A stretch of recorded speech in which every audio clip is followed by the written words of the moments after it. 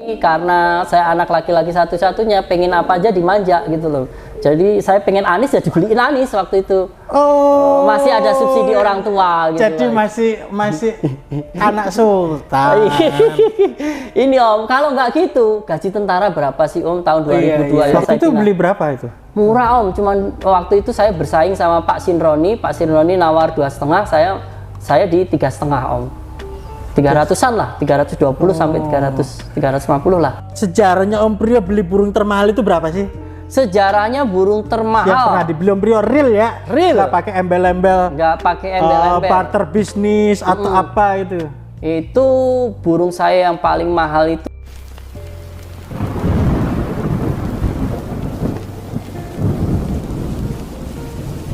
Are you ready?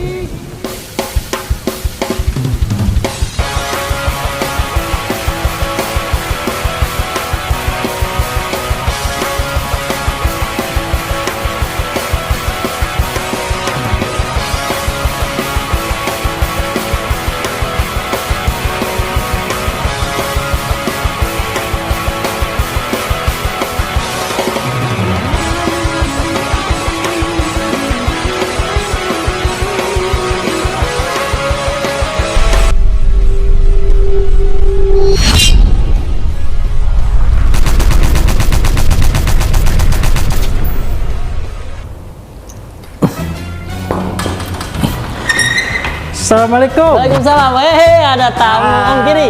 Gimana Omku? Sehat? Alhamdulillah. Akhirnya sampai juga dapat waktunya Om Priyo Excellent.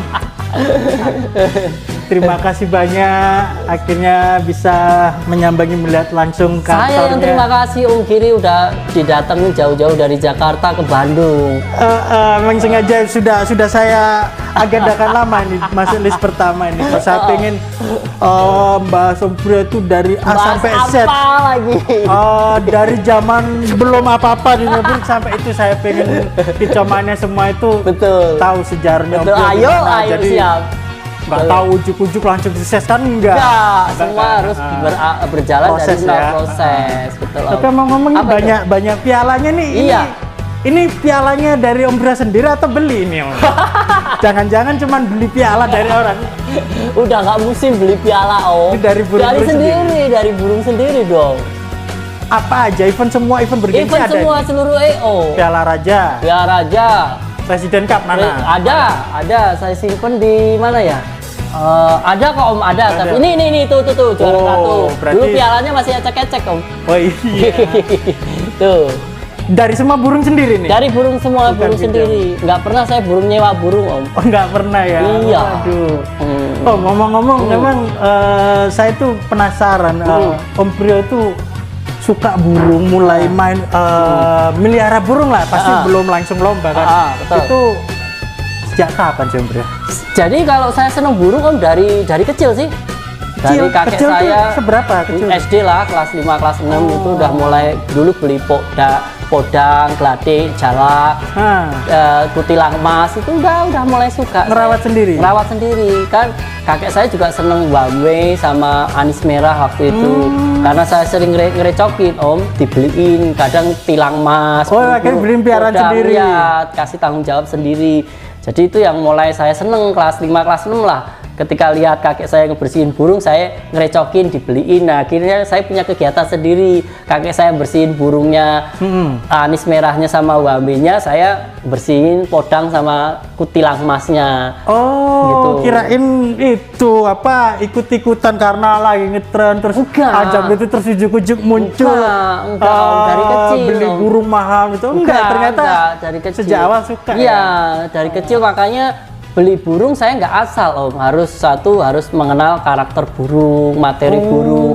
Ketiganya yang terakhir, si yang punyanya seperti apa, ke kita chemistry-nya seperti apa. Kalau bagus ini pasti saya beli, kalau yang punyanya kurang bagus saya nggak begitu suka gitu. Tapi dari kurun waktu itu sejak kapan mulai mengenal dunia lomba gini kok ternyata ada lomba burung ini ya. Semenjak di Bandung Om. Oh, tadinya di mana itu waktu kecilnya? Di Jogja. Oh, di Jogja. Di Jogja, di Kalasan tuh Om, kecilnya Pindah saya. Bandung. Pindah Bandung Itu tahun 2000. Masih bujang atau sudah? Masih bujang. Masih bujang. 2002, 2001. 2001, 2002 masih bujang, ikut-ikut lomba ke Piala Banteng, ke Tangerang, kemana, ke Jakarta, keliling lah. Kayak gitu. Dulu masih ompol Om, masih pemula.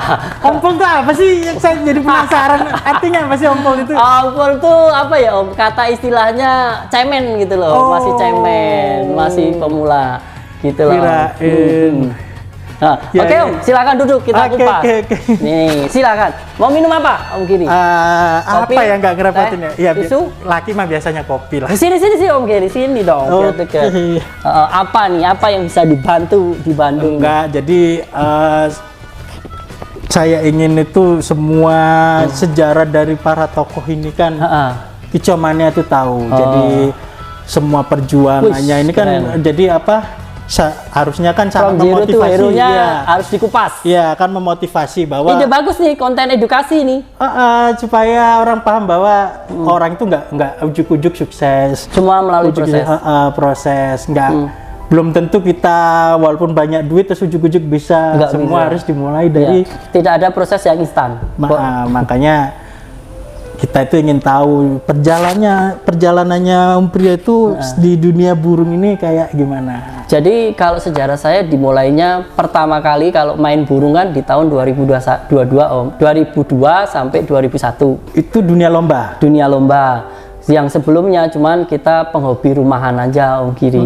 Rumah dan ketika kita punya jagoan, dulu 2002 saya udah beli anis. Tahun 2002 itu saya beli anis 32 juta Om. Tahun segitu Tahun Om Priyo segitu itu saya sudah beli anis sudah merah. main nggak mainnya sudah main berani burung mahal gitu. Iya, 2002 itu. Pak Iwan itu saksinya sama Pak Yan. Tapi sebanding nggak itu Om, dengan beli mahal waktu itu kan kemasan lomba kan Masih. Apa? Mungkin Wah, hadiah. hadiahnya cuman kulkas, terus mesin cuci Om, TV juga TV yang tabung itu yang gede Om. Oh, tapi itu ya emang Anis Kembang era itu masih Anis masih merah, Anis merah Anis masih merah. itu ya. Oh, Jaya. Primadona ya. Primadona. Sebelum Murai Batu belum dikenal. Belum dikenal. Itu masih Anis merah kita main Om. Itu termasuk di era itu termasuk itu burung mahal atau Burung emang mahal. biasa segitu waktu Belum itu? mahal. Mungkin seluruh TNI seluruh Indonesia di tahun 2002 yang beli anis merah seharga 32 juta mungkin baru pertama saya. Nggak tahu kalau orang luar ini saya Iya, bandingkan kalau- lingkup TNI lah. Kalau seluruh tahun segitu Indonesia. ya iya Om, kalau tahun Iya. segitu kan. Tapi di tahun segitu fasilitas lombanya gimana Om? Kok main beli burung mahal? Jadi pertama Om, kalau anis merah kan saya beli gaya Om. Gayanya ini luar biasa. Dulu kan saingan saya anis merah punyanya almarhum anis merah kapal. Nah di zaman itu tahun 2001-2002 beli burung mahal. Heeh. Kalau sekarang kan orang beli mahal itu kan mungkin ada perhitungannya banyak lomba. Banyak lomba, hadiah hadiahnya besar. besar, betul. Waktu itu kondisi dunia lomba di era itu di lingkungan Om Priyo itu kayak gimana? Masih biasa-biasa aja Om, anis merah. Tapi saya pengennya Jawa Barat ini anis merah harganya terdongkrak. Makanya saya nggak beli sekali dua kali Om. Saya punya anis tuh lebih dari 30-40 ekor.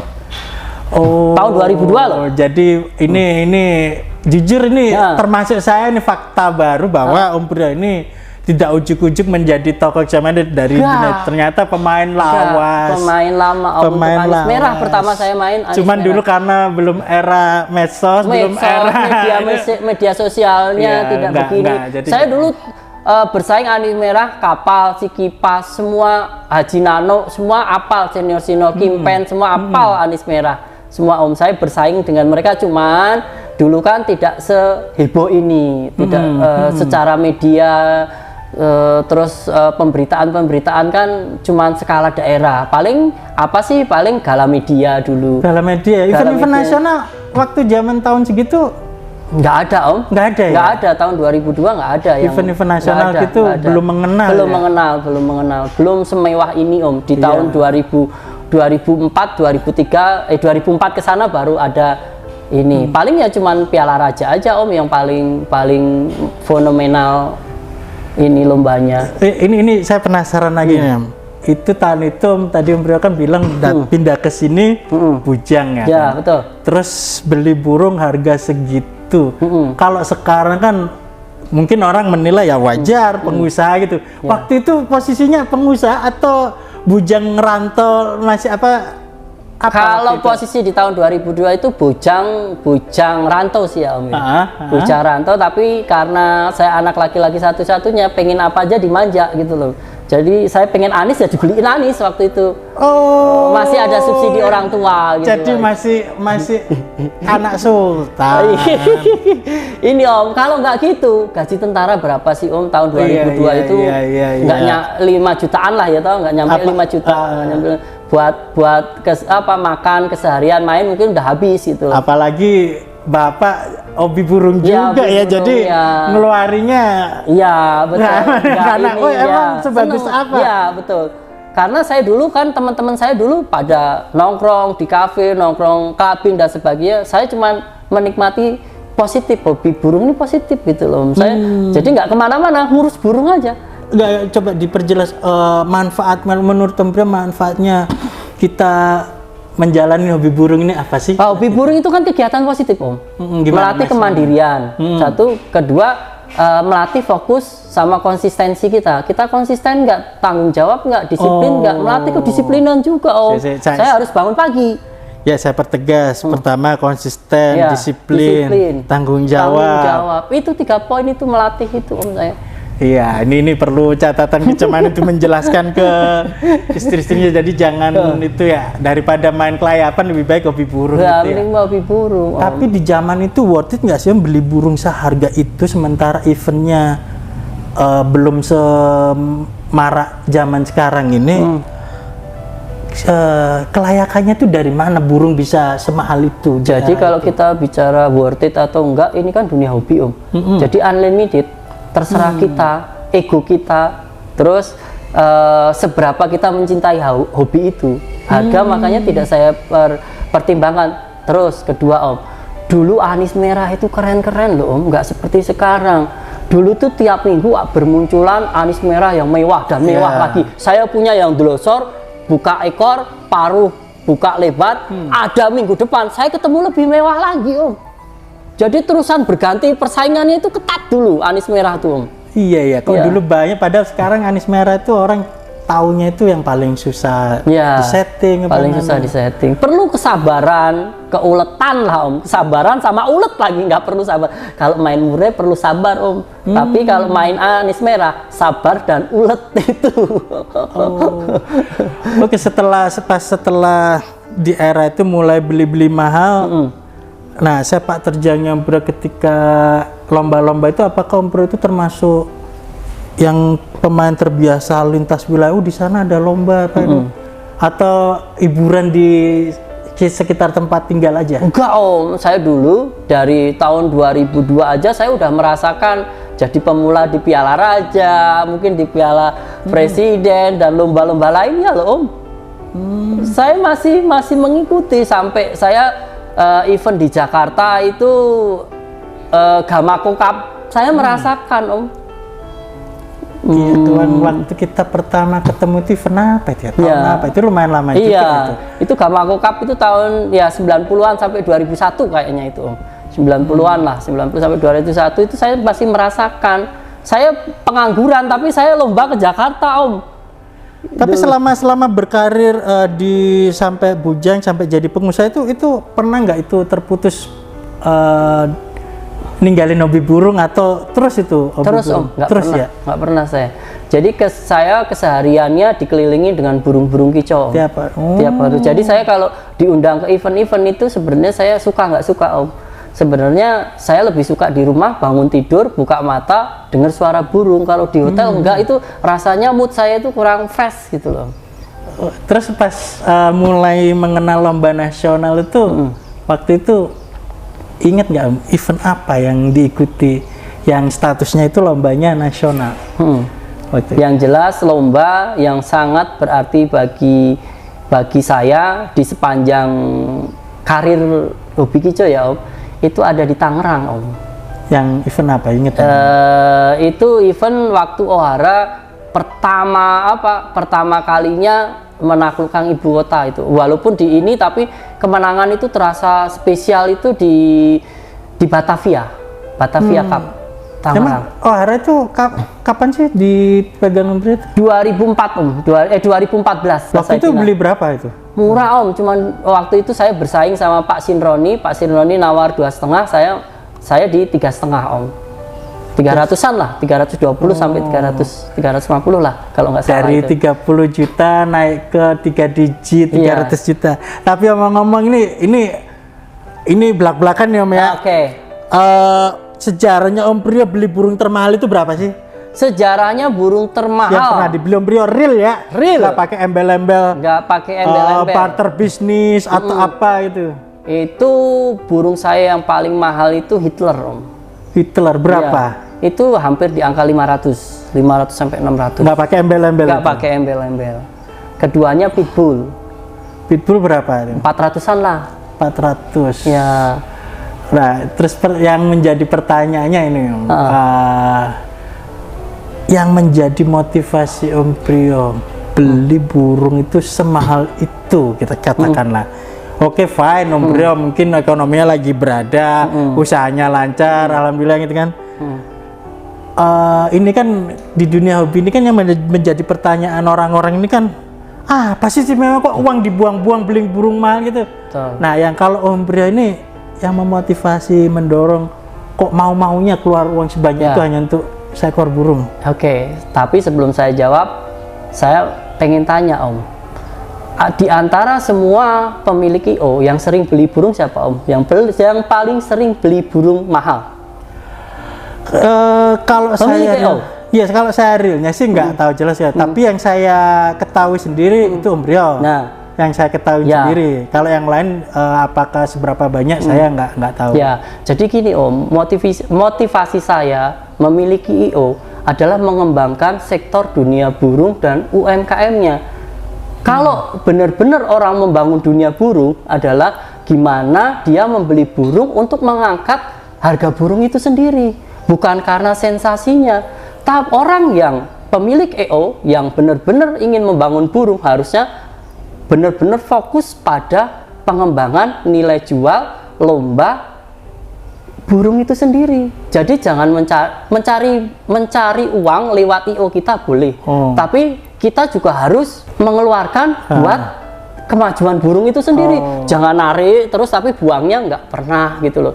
Jadi kalau orang yang benar-benar ingin membangun burung, ya belilah burung-burung mahal biar kualitas burung harga jual terdongkrak Om.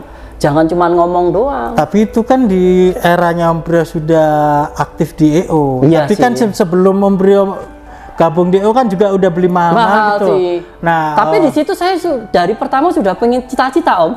Saya pengen punya cita-cita burung ini harganya fantastis gitu loh. Jadi biar orang pengen menyaingi pembelian saya gitu loh. Orang pangan 300, saya 400. Nah, saya pengennya gitu. Jadi semua bersaing dengan rekor masing-masing hingga murai batu, burung-burung kicauan semua ini terdongkrak nilai jualnya. Itu tujuan saya Om, bukan mencari nama saya pribadi gitu loh. Kalau saya cari nama pribadi saya nggak akan punya IO gitu.